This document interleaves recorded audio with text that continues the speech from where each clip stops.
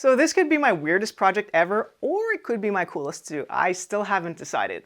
My vision was to use a series of inlays to create a sort of Winter Wonderland tableau, which included a cabin, trees, mountains, and a river, with the end goal to turn this into a table.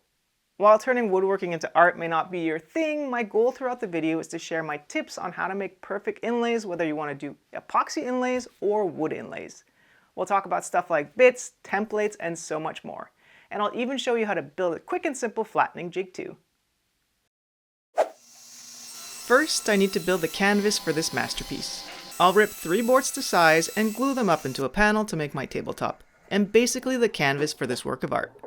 For this project, I'm using 3/4 inch cherry wood. Once dry, I'll sand off any glue residue and square up the ends. The first inlay I want to make is this river, as this will anchor the bottom of the landscape. For this, I'll grab a 1/4 inch piece of plywood and simply trace the river by hand. Drawing has never been one of my talents, but yeah, I think that should work. I can then use my jigsaw to cut the river.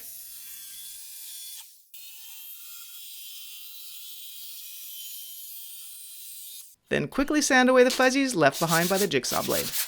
Now, before carving into my tabletop with my router, I need to secure it to my workbench. You can just clamp it down, but I prefer to not have any clamps in the way. Instead, I use small blocks that I stick to the workpiece with double-sided tape, then stick the blocks down to the table. This also elevates the workpiece off the table a bit, which I like. You'll see me use this double-sided tape a lot, and I'll leave a link to it in the description below. I've tried other tapes, but this is the one I like because the hold is super strong, but it also peels off clean without damaging the wood. I'll add a few pieces of tape and secure the bottom half of the template. I can then drop in the river as a spacer so I can position the top half of the template and secure it with some more tape. And then remove the centerpiece once both halves are stuck down.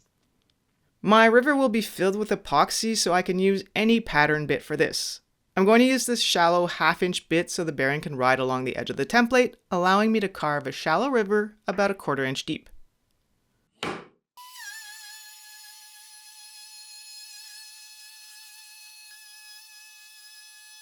You may notice the oversized acrylic base on my router, and this is to provide a wider support base and more stability for the router so it won't tip over like it would with a regular router base plate.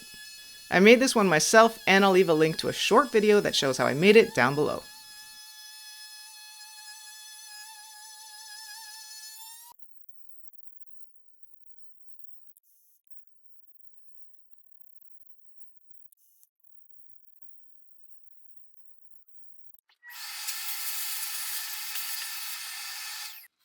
Okay, so once the river is carved, I can pull up the templates, and you can see how easily that tape comes off.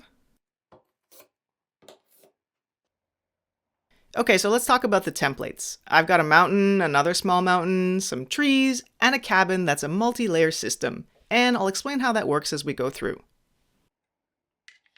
So in case you don't know already, I make and sell all sorts of router templates, so it was easy for me to design and cut these specific templates using my laser cutter. While I first started out selling plywood templates, most of the router templates I sell now are made of acrylic. But since these were more of a one-off, I decided to make them out of plywood. Anyways, I'll be adding the mountain range and the tree templates to my online store if you're interested in purchasing either of those or any of my other templates. Okay, back to the build. As I lay out my tableau, I want to give you a quick rule for which bit to use for each type of inlay. If you want to do an epoxy inlay, you can use a pattern bit, also referred to as a flush trim bit, and the size of the bit will depend on how narrow the profile of your template is, like if you need to get into really tight corners or not. If you want to do a wood inlay though, you need to use a router inlay kit, and I'll get into more about that a bit later. For the mountain range, I want to do an epoxy inlay, so I'll use a pattern bit. But as you can see, the one I use for the river is too big to fit into the narrow profile. So instead, I'll use this miniature pattern bit that's only 3/16 in diameter. And by the way, you'll find links to all the bits I use in the video description down below. So just a reminder that my workpiece is secured to the workbench, and I'll now use some more double-sided tape to stick down my template. The next question I get is, how deep should an epoxy inlay be? I like to aim for about 3/16 of an inch. It's deep enough that you'll still be able to machine the surface flat and sand the epoxy smooth without going through, but not so deep that you're wasting time carving the pocket and wasting money on epoxy for nothing. Carving the inlay is fairly easy. Just make sure the bearing on the bit rides along the edge of the template. The issue with this small bit is that it's quite fragile and can break if you're too aggressive with it. So I really took my time shaving off small pieces rather than just trying to plow through.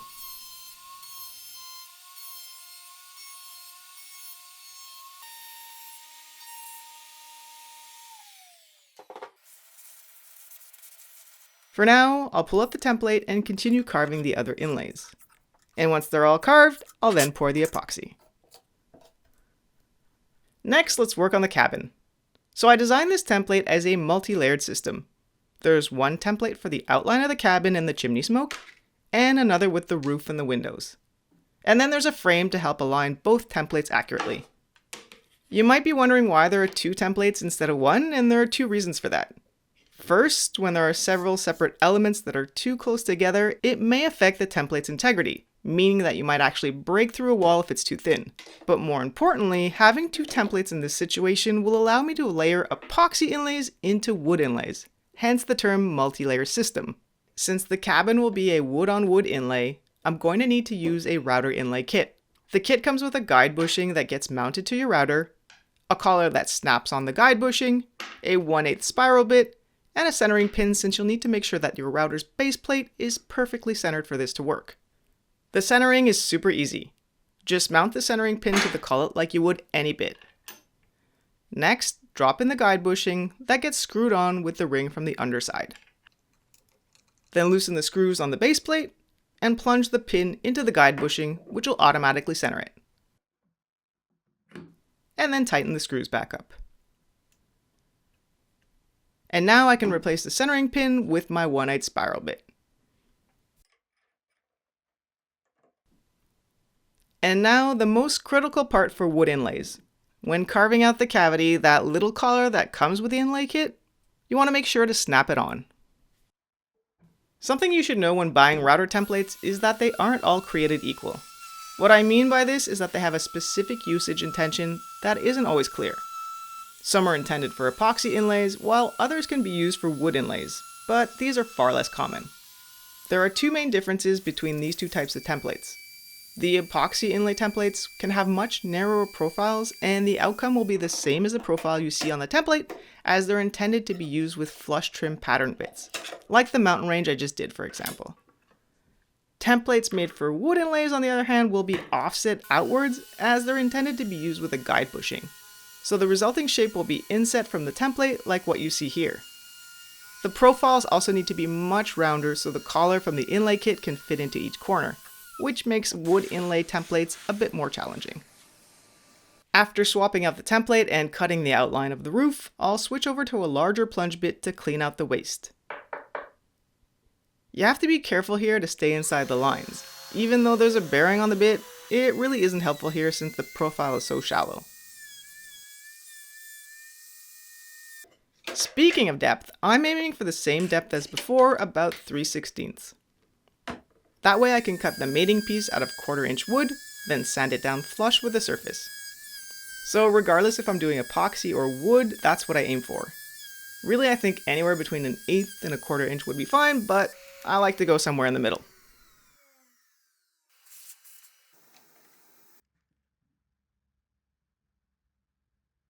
Next, I worked on the trees. These will also be wood inlays, so the process is the same as for the cabin.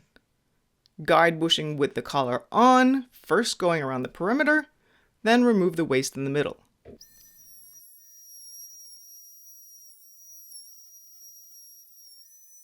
If the profile is small enough, you don't have to switch over to a larger bit like I did before. You can just keep going with the small spiral bit. But in the end, I'm not sure I really saved that much time by doing it this way.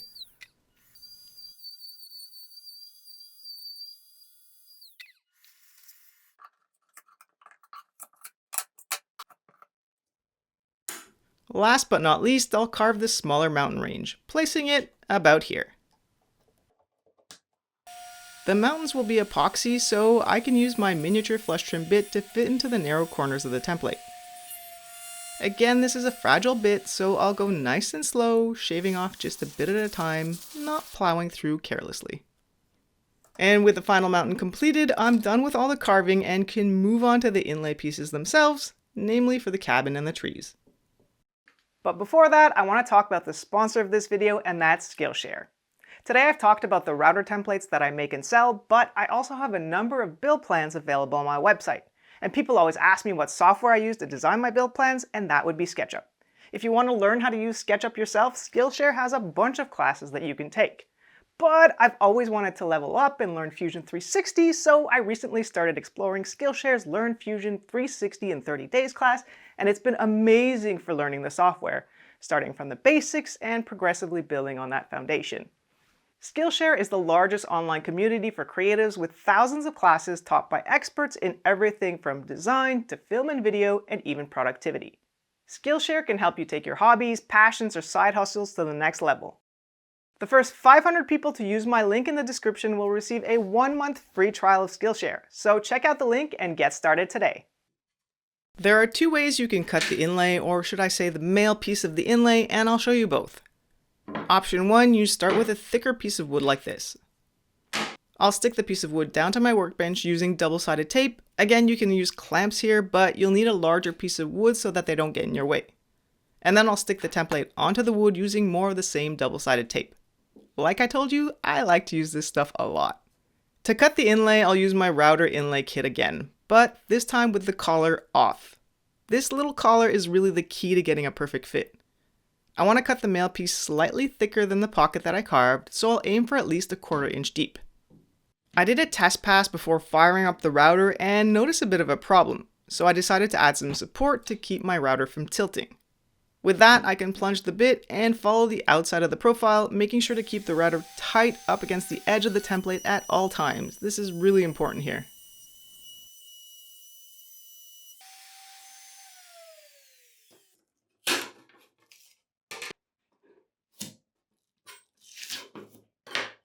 Next, I did the same for the roof of the cabin using another piece of walnut.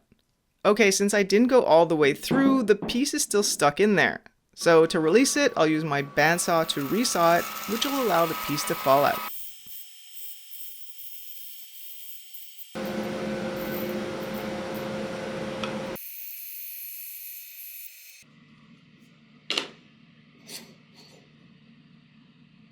Before applying glue, I'll do a test fit. It's usually a bit too snug to fit, so I like to lightly sand only the back edge of the piece, not the front. Then test again, and usually that does the trick. I can now fill the cavity with glue, making sure to get it up on the edges and drop in the cabin parts.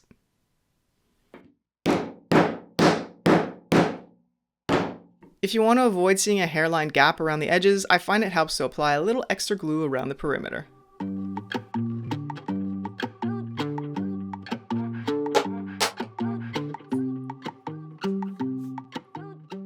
So that was method number 1. Method number 2 for cutting the male piece of the inlay is to start with 1/4 inch thick wood. You'll need a sacrificial backer board for this that gets clamped or stuck down to the workbench. And then I'll stick the template down to the backer board. When doing it this way, it's important to strategically position the double-sided tape so that there's at least one piece of tape directly behind the shape that you're cutting, without being in the path of the bit. If it's in the path, it'll get all gummed up. And if you don't put tape to hold down the shape, it'll move at the very end when finishing the cut and potentially ruin the piece.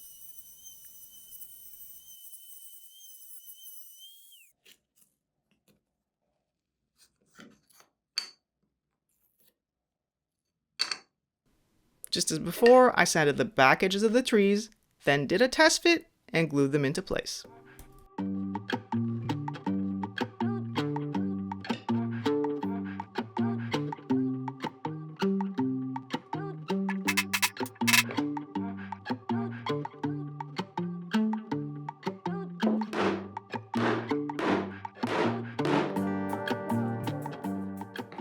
While the glue dries, I'm going to work on building a very simple flattening jig for my router.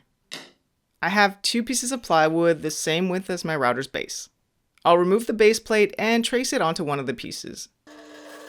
Then over at the drill press, I'll first countersink the screw heads and then drill all the way through the holes with a smaller bit.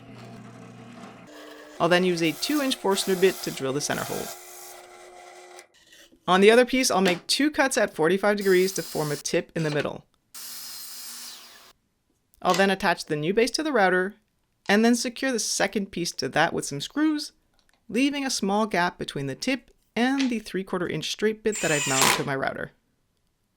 Okay, let's try it out. I have never actually tried something like this before, but in theory it should work. I mounted a handle to the far side of the jig for better control and set the depth of my bit barely above the surface of the workpiece. It was a bit awkward on the first try, but after a little practice it was pretty easy and really satisfying too. The hardest part is just finding the right angle to approach it from so that the jig can lay flat without any of the other inlays getting in your way.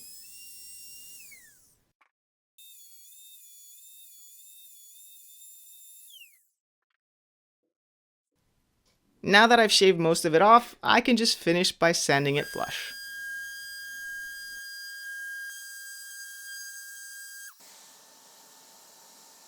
This cabin isn't quite done yet. As I mentioned earlier, I'm using 2 different templates for the cabin that get layered onto each other. Now that the wood inlay is done, I'm going to make small epoxy inlays into the wood inlays, adding windows and a small chimney detail. Since I'm doing an epoxy inlay and the holes are fairly narrow, I'll use the miniature pattern bit for this. The pattern bits I use are made for plunging, but it helps to move the router as you plunge rather than just going straight down.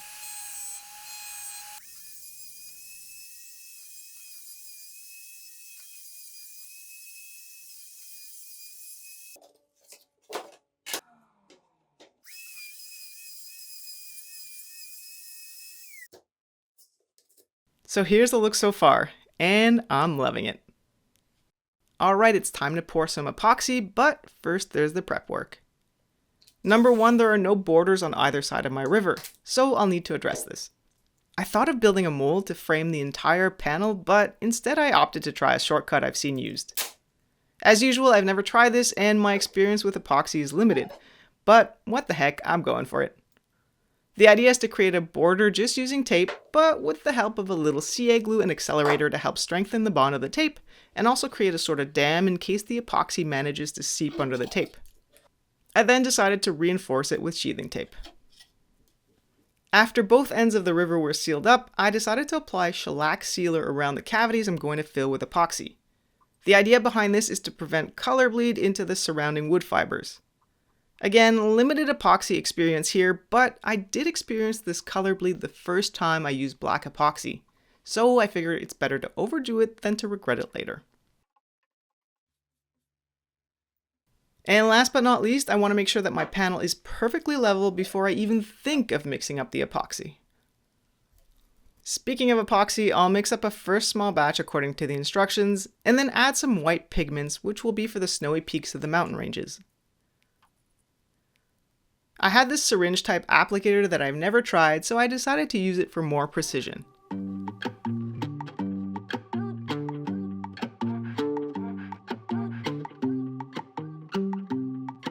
I mixed up another small batch of epoxy and decided to use charcoal black for the smoke from the chimney.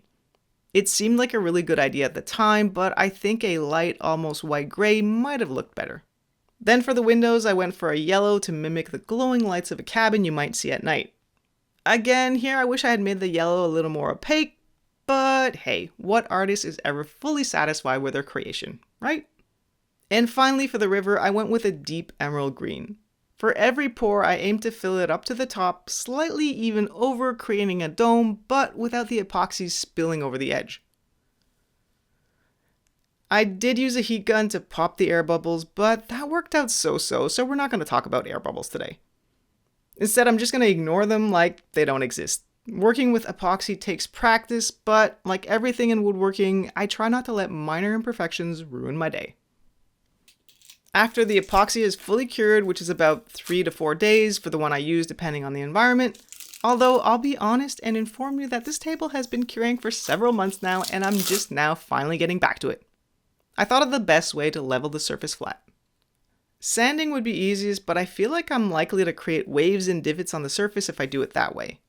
I could use a router flattening jig like the one I made for the brick pattern cutting board I made, but then again I don't need to level the entire surface. I only need to shave away the high spots where there's epoxy. So instead I'm going to try the little jig I built earlier and see how that works.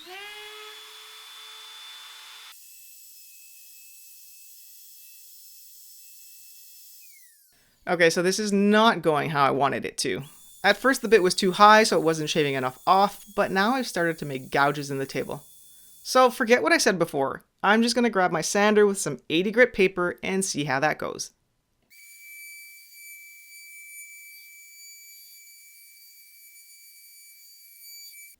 Okay, that actually worked out really well, and I think I was concerned for nothing.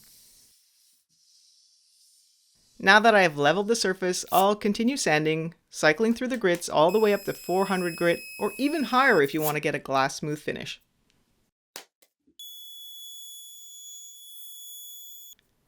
After vacuuming and wiping the surface with a tack cloth to get rid of all traces of sawdust, I used a hard wax oil finish. I have no patience for finishing, so I like that I can just wipe this on and wipe it off. All you need is 2 coats and it's low VOC, which is a must in the winter when I can't fit the space. Yeah, I know what you're thinking, I clearly used too much finish here, but not to worry, it won't go to waste. I'll soak it up with my cloth and use it to finish the base. Speaking of the base, I almost forgot that this piece was actually meant to become a table. I used some more cherry wood to quickly assemble a very simple base. I glued together 2 pieces to make thicker legs and cut 4 aprons. The aprons were attached to the legs using pocket screws. And then I secured the base to the top using Z-clips. It's still really cold here, which means the air is dry. So using Z-clips will allow for movement when the table expands in the hot, humid summer. And with that, this Winter Wonderland table is now complete. While I wish I had picked different colors for a couple elements, I really enjoyed the process of bringing this project to life. I love using router templates, and being able to combine both wood and epoxy inlays into one project was really cool. You can check out all the templates I have available on my website through the link right here on the screen, or by using the link in the description. Thanks for watching, see you soon.